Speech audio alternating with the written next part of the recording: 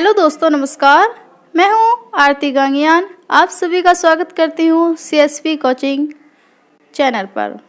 आज मैं लेकर आई हूं एक स्पेशल क्लास जिसमें हम दो वर्णों का अच्छे से वार्तालाप करेंगे। तो वे वर्ण हैं, लेकर चलते हैं हम बोर्ड की ओर।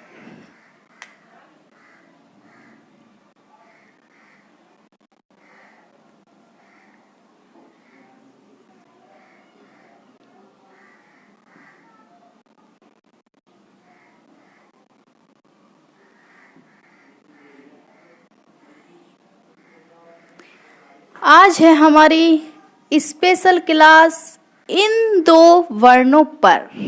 ठीक है, इनको दो नामों से जाना जाता है। वो दो नाम भी हम लिख रहे हैं इस पर। एक है द्विगुण व्यंजन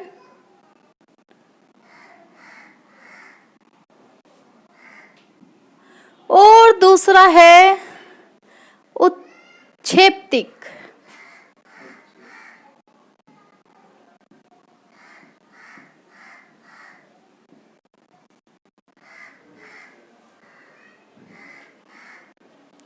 बोलना जरूरी था।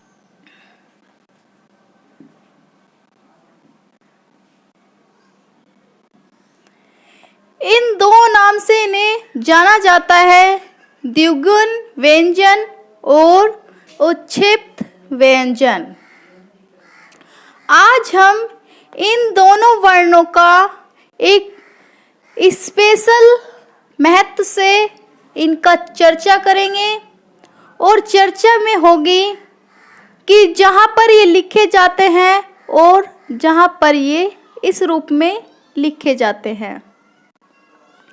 इन दो के रूप ये दो भी है, इसलिए आज से मैंने अपनी क्लास व्यंजन में इसलिए नहीं बताया था क्योंकि अब वहाँ पर कंफ्यूज हो जाते, इसलिए मैंने इन दो को अलग से वीडियो ली है, क्लास ली है इन दोनों की।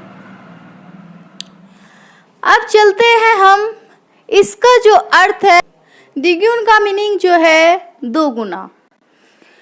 कहने का अर्थ यह है कि जब इसका एक रूप ये है और एक रूप इसका ये है, तो अब इन दोनों में अंतर बताते हैं हम आपको कि ये इस तरह से कहाँ पर यूज़ होता है और ये इस तरह से कहाँ पर यूज़ होता है। इसे हम बोलते हैं अ डे और इसे बोलते हैं डे।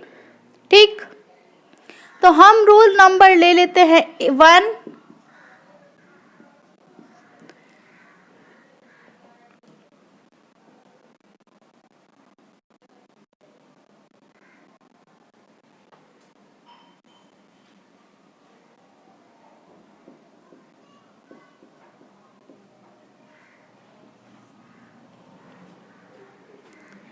इसमें ले लेते हैं हम।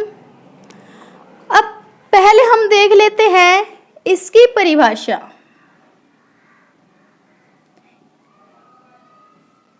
क्योंकि परिभाषा हमें पता होनी चाहिए। अब ले लेते हैं हम इसकी परिभाषा। तो परिभाषा है इसकी, जिन ध्वनियों के उच्चारण में जिह्वा मूर्धा को स्पर्श कर तुरंत नीचे गिराती है, उन्हें द्विगुण व्यंजन कहते हैं। अब इसके डेफिनेशन से हमें पता चलता है, उस डेफिनेशन को हम समझ लेते हैं कि इसकी डेफिनेशन में क्या बोला जा रहा है। तो इसकी डेफिनेशन में बोला गया है कि जो हमारी जीभ है वो मूर्धा से टच होती है। स्पर्श का मीनिंग मैंने बताया था छूना, व्यंजन वाली क्लास में स्पर्श का मीनिंग है छूना।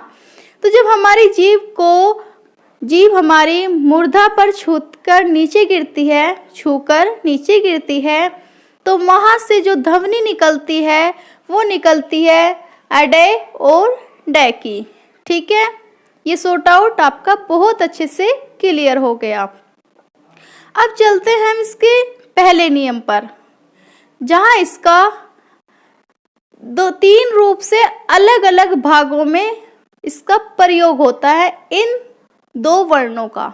ठीक, पहला नियम है मेरा, अगर मैं लिख लूं तो ज़्यादा अच्छा रहेगा, ये नोट कर लेना आप अपनी नोटबुक में।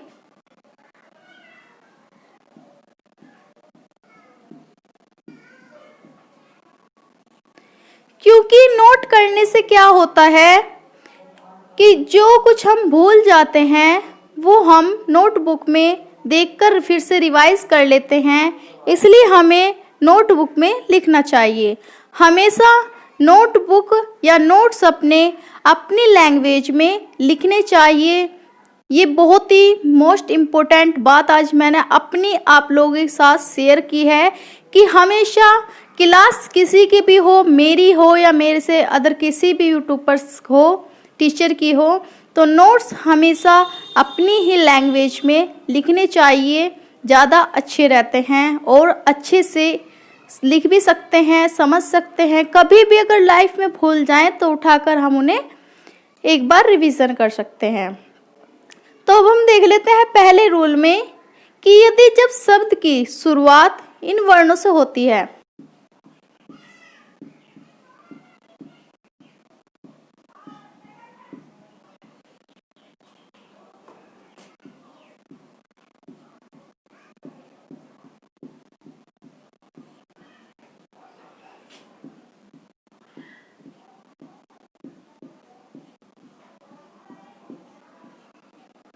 यदि शब्द की शुरुआत इन वर्णों से हो तो लिखते समय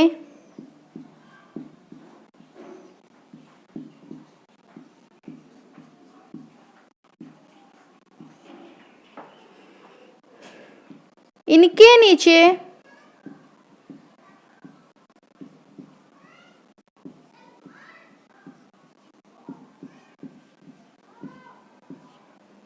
बिंदु नहीं आता है।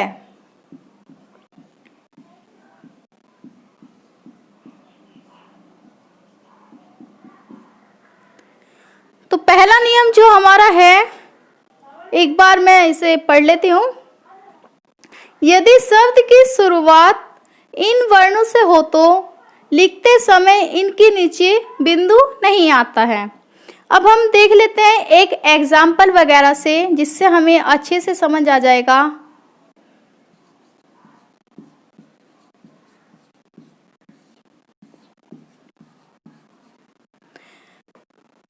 अब ले लेते हैं कि हमें शुरुआत किससे करनी है, इन दो वर्णों से ही करनी है।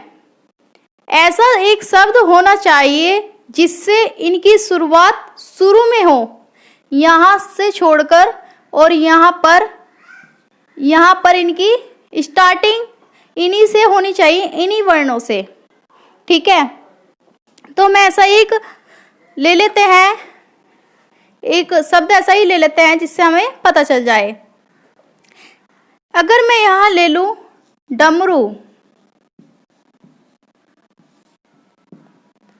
तो यहाँ देखें डमरू में स्टार्टिंग में डैश से स्टार्ट हो रहा है। क्या हो रहा है, डैश से स्टार्ट। तो यहाँ पर ये जो बिंदु है वो नहीं है। तो इस क्लास में इसलिए लेकर आई हूं कि आप सबको ये पता चले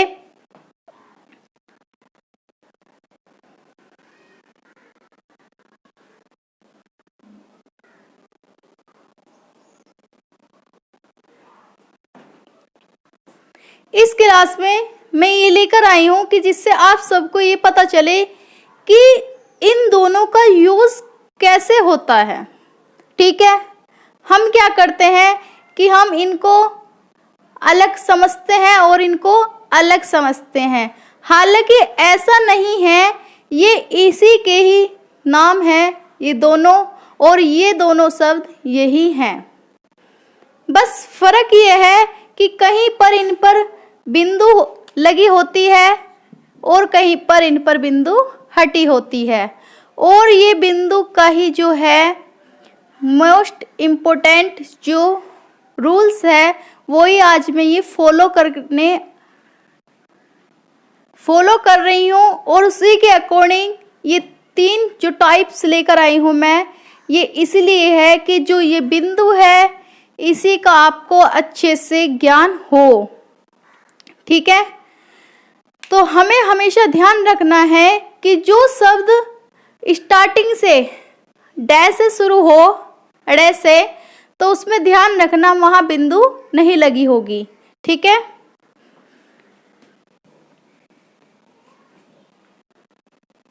एक और एग्जाम्पल देख लेते हैं। डलिया,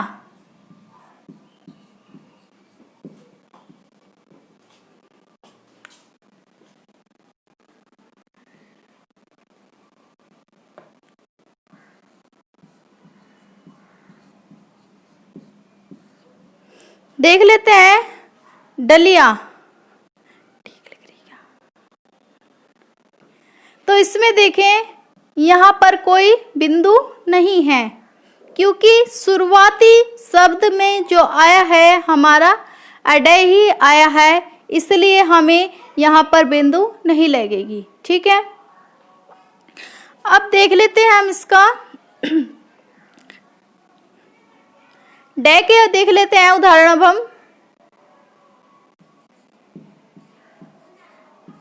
अब इसके देख लेते हैं, क्योंकि अभी हमने अडय के देखे हैं और अब हम देखते हैं डे के। जैसे ढोलक,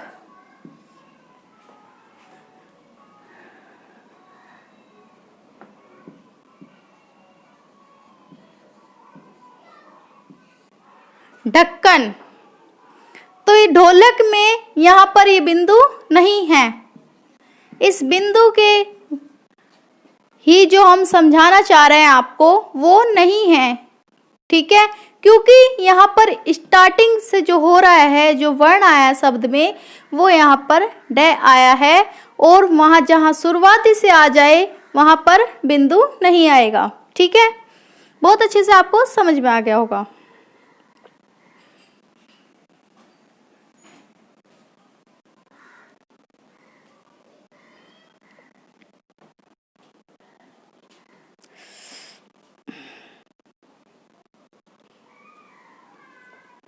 अब देख लेते हैं हम रूल नंबर 2।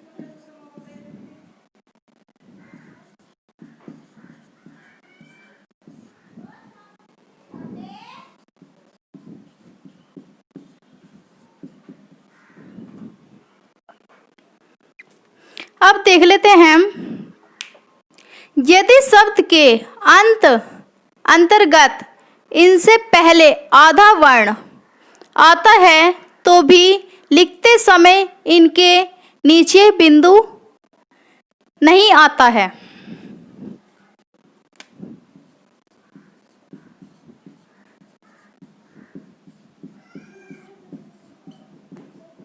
ठीक है, एक बार फिर देख लेते हैं हम इसका उदाहरण के अनुसार।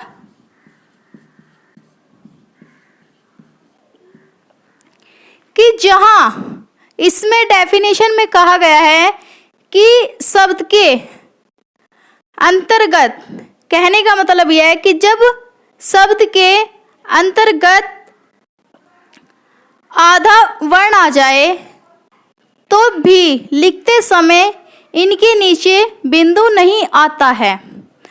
अब इसे हम समझते हैं डेफिनेशन को उदाहरण से।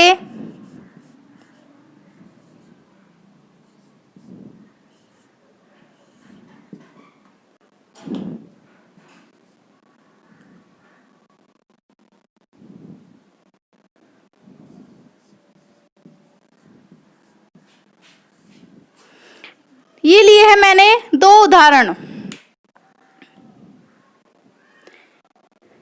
अब देखते हैं कि इसमें आधा वर्ण आया है, न का आधा वर्ण है, लेकिन जहां आधा वर्ण आ जाएगा वहां भी हमारे क्या होगा, अडे के नीचे ये बिंदु नहीं होगी। ठीक है, ये इसका ध्यान रखना है। मैंने देखा है, बहुत जगह देखा है कि पंडित के नीचे वो बिंदु लगा देते हैं, लेकिन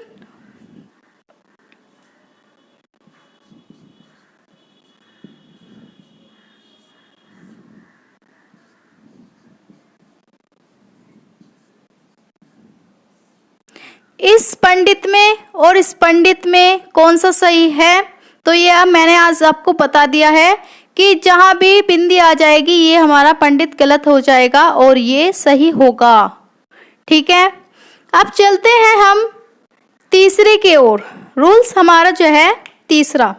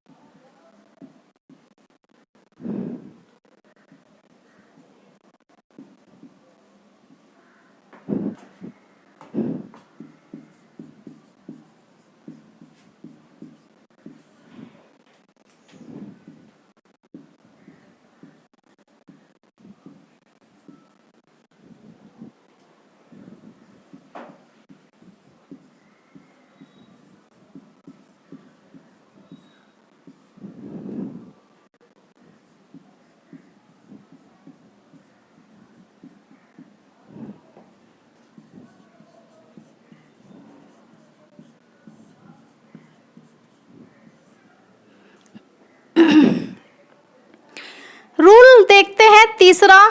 उपयुक्त दोनों नियम के अलावा प्रत्येक स्थिति में इनके नीचे बिंदु आता है। तो अब हम देख लेते हैं।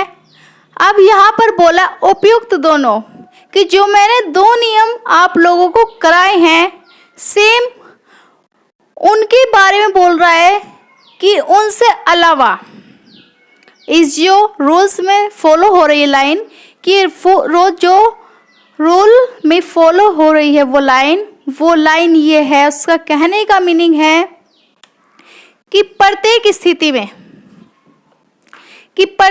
स्थिति में ये बिंदु लगेगी। ध्यान रखना कि प्रत्येक स्थिति में ये बिंदु लगेगी। हालांकि जो दो नियम मैंने जो दो रूल बता चुकी हूँ उन दोनों में वो बिंदु नहीं लगेगी। ठीक है, तो अब इसका हम एग्जाम्पल से देख लेते हैं। जैसे कि पढ़ाई,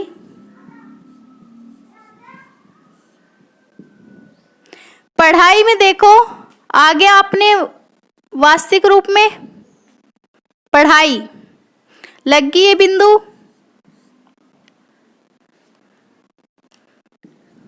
आ गई ना बिंदु यहां पर। अगर जहां भी आधा वर्ण होगा और स्टार्टिंग में हमारे इन वर्णों से स्टार्टिंग का शब्द होगा तो वहां पर बिंदु नहीं लगेगी। और वैसे तो आप सब समझ ही गए हो दो तीनों रूलों से कि अब जैसे पढ़ाई हो गई, लड़ाई हो गई, पकड़ना हो गया, ढूंढना हो गया, बहुत सारे ऐसे उदाहरण हैं जो आप अच्छे से समझ जाओगे। बस क्या पॉइंट की बात है इसमें, इस जो रूल्स हैं इसके सिर्फ 3 रूल्स में क्या है। पहला जो रूल्स है स्टार्टिंग, शॉर्ट ट्रिक से कर ले लें आप इसे।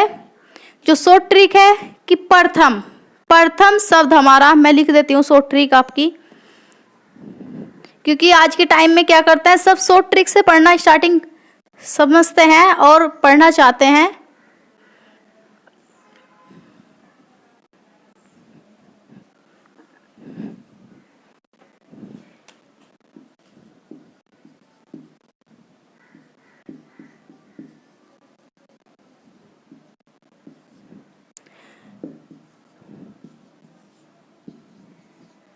Three rules.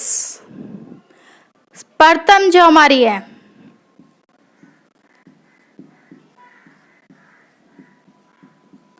पहला शब्द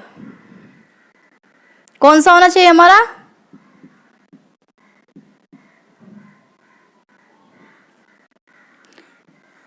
फिर आता है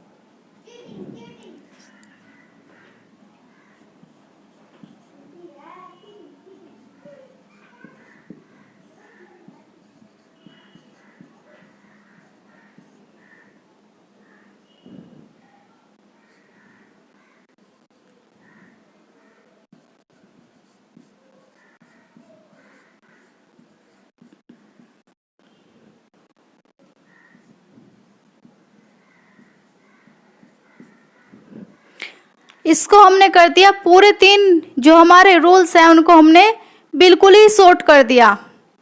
इसे हम कैसे समझेंगे, पहला शब्द कि जो हमारा पहला शब्द जो शब्द होगा उसका पहला वर्ण, ठीक है। पहले शब्द का वर्ण ले लो, पहले शब्द का वर्ण,